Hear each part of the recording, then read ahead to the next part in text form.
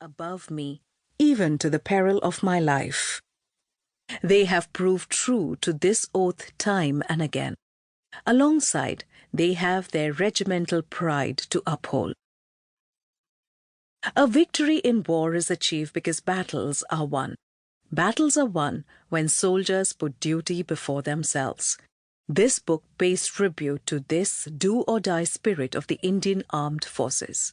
Soldiers who put their lives at stake in wars and warlike situations expect nothing in return. But what the nation owes to them is recognition and gratitude.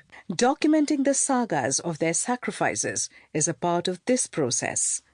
These tales need to be part of not just military history, but also school textbooks, so that every generation of our country is reminded of the sacrifices made by its soldiers and young people are motivated to emulate the same. I am sure that the stories written by Mrs. Rachna Bisht Rawat, who writes from her heart, will continue to inspire future generations of soldiers and motivate them to follow the footsteps of the brave young heroes who won the Kargil war for us. I take this opportunity to recognize the contribution of every single soldier of the Indian Army who fought for our country and shall continue to do so. I salute their sacrifice and selfless devotion to duty. I take great pride in having been a part of an army of such exemplary men. It is indeed an honor that I, my son, my father and his father before him have served this splendid organization where we give our all and ask for nothing in return. Jai Hind. Colonel V. N. Thapar, retired. Introduction. With the exception of my young readers who are not yet 20, all of us have lived through the Kargil War. Some of us saw it unfolding on our television screens, while others had a closer look. I was a reporter with the Indian Express, Ahmedabad, newly married to Captain Manoj Rawat of 3 Engineer Regiment when the war broke out. My husband's unit was among those immediately deployed on the Rajasthan border because of a perceived threat. Even as I watched the going-ons of war with a sinking heart, the entire cantonment was emptied of men and machines within a few days. Noisy messes, where ice cubes clinked in crystal glasses, were suddenly quiet. The stomp of DMS boots was not heard in parade grounds anymore. Parks no longer rang out with the laughter of dads throwing balls to little children with poised bats.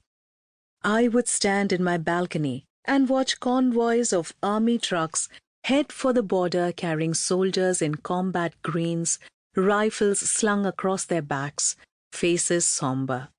My handsome husband bid goodbye with a curt handshake, since an officer will not be seen hugging his wife in front of his troops. He did smile at me lovingly from the driver's seat and, with a crisp salute, told me to take care, that he would be back soon. He then drove off, his jeep disappearing in a cloud of dust.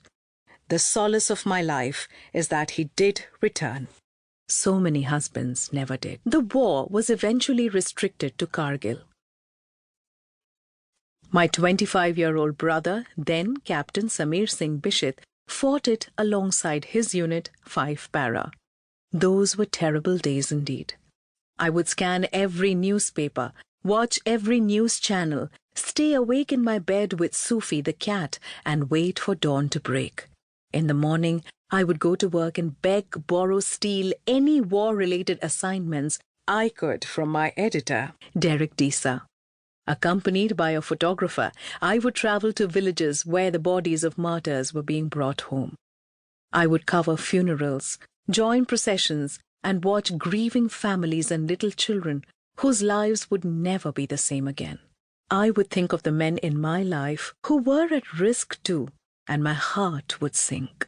Late evenings, returning from office, I would park my bright blue scooter at an STD, subscriber trunk dialing booth, and call home in Kotdwar, a small town in Garhwal, Uttarakhand, where my parents lived in a mango tree-surrounded bungalow.